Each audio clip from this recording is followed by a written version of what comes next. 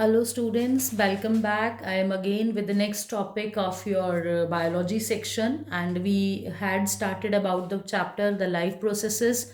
Now I am going to discuss with you all about the nutrition in humans, how the humans they obtain their nutrition, how they prepare or how they digest the food in their body. So before we move with the detailed function of all these organs, first let's recapitulate the human alimentary canal. Otherwise, this is so basic. You people are doing it from your fifth, sixth standard.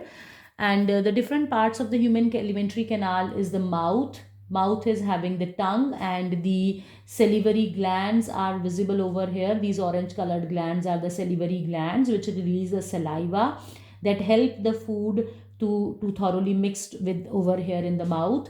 And then next to the mouth is the pharynx. Pharynx is a common passage for the food pipe as well as for the air pipe. And you all have seen one structure present in your neck, which is responsible for opening and closing of the pharynx as well. Pharynx for in case of food pipe as well as in windpipe. I do recall a Vicks key ad advertisement. There is one advertisement of Vicks, that is your tablet and your TV, and they show that one worm is hanging at the neck with that, and the person is complaining about kharash hai. So that is actually the epiglottis which is present over here. Then next to that we will have the esophagus or the food pipe. This food pipe is moving through this part, through the entire chest part, and it is opening into this stomach, which is a J-shaped structure which is called as the stomach. And from the stomach that further goes to this C-shaped structure, which further get coiled into highly coiled structure which is called as the small intestine. And before the food is coming to the small intestine, there is a common duct for the opening of the hepatopancreatic duct, which is coming from this yellow colored structure is the pancreas, and this orange colored structure is the liver, and there is a bladder like structure which is called as gallbladder.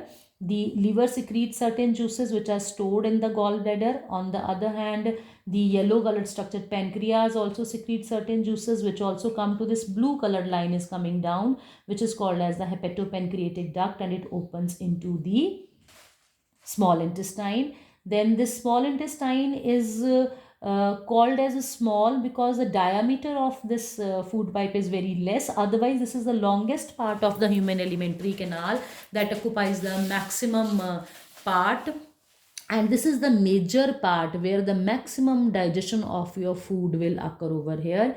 Then the small intestine, from this small intestine the food will goes to the large intestine, and here if we there is a junction between the small and the large intestine, there is a very small arrow like structure, small structure hanging downward. This structure is called as the vermiform appendix, which is a rudimentary structure which was functional among our ancestors because it helped in the digestion of the cellulose. It is non-functional in our body.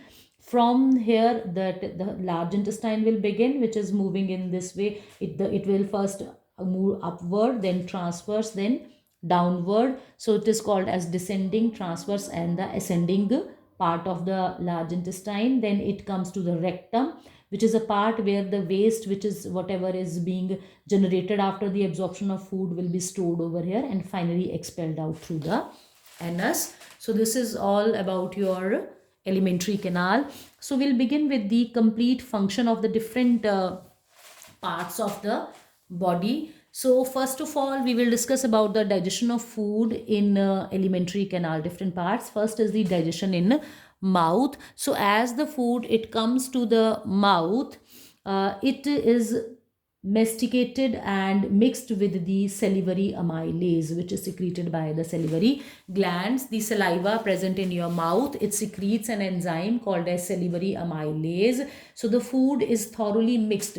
So it is normally suggested to you people that please chew your food properly and then swallow it. Do not swallow it hurriedly. So what are the functions of the salivary amylase is, first is it converts the starch into sugar. So you can feel this. Now whenever you'll be taking your meal, do one thing, that when you take a bite of your bread and chew it for some time, and after some time you will feel that the bread has turned slightly sweeter in your mouth, because during this process the saliva, it converts the starch present in your bread into the sugar, and that will make your food little bit sweeter. Then comes the second important function of these saliva, is softens the food for the easy swallowing. It makes the food softer after proper mastication in your mouth. For example, you are taking something hard, like I'm saying you are taking the seeds of some sesamum seeds are there, or if I said that you are taking the almond, or you are consuming the walnut, so they are very hard, that you will not be find it easy to swallow, so that will be softened in your mouth after mastication. And the another important thing is it kills the bacteria present in the found in the food, because there is an alkaline pH present in your mouth. And after that, when the food is digested over here, after mastication of food, it passes through the food pipe to stomach by the peristaltic movement. So now what is peristaltic movement? This is again important, because this normally asked in your board exam. So peristalsis is the pushing of the food through the food pipe with the rhythmic contraction and relaxation of the muscles. So if you look over here, this is in a food pipe, this yellow color is a food. First of all, the food pipe is pressurized through the muscles over the circular muscles, they contract over here, the food will be pushed down. Now the muscles over there will relax, and again these muscles will be contracted, again it will be moving this way. The gradual contraction relaxation of the food pipe to push the food further is called as the peristaltic movement. Next one is the digestion in stomach. So inside the stomach, the gastric glands present on the walls of the stomach, they secrete three type of secretions, that is HCl, mucus and the pepsin. So we'll discuss in detail about the function of these all. First of all, HCl. This HCl, it make the food acidic and it kill the microbes present in the food. If you want to feel, I can make you feel that HCl is really present in your body. So I hope you all might, all of you must have vomited once or sometime, one or some other times in your lifetime. And you normally feel that when you vomit out, then you normally complain that there is a burning sensation in my food pipe. Reason being that vomit is coming out from your stomach. It is carrying the food present in your stomach, and along with that food, the HCl will also come out. So HCl is present over there. So its function are, first is to kill the microbes, and the second is it provides the acidic medium for the pepsin to work. If it will not make such an acidic medium, the enzyme pepsin will not be able to work. Then this enzyme pepsin, this is present in your stomach, and it is important because pepsin help in protein digestion. It is a protein digesting enzyme. Easy to recall, P for pepsin, P for proteins. Always recall please, P for pepsin, P for protein, so it will be responsible for the digestion of your proteins. Then if we said that HCl is secreted by the stomach, then why it is not damaging the walls of the stomach? So the walls of the stomach are protected by the mucus, which is a jelly-like substance secreted by the stomach, and it protects the walls of the stomach from the acidic action. Because of this mucus, that the walls of the stomach, they will not get burned.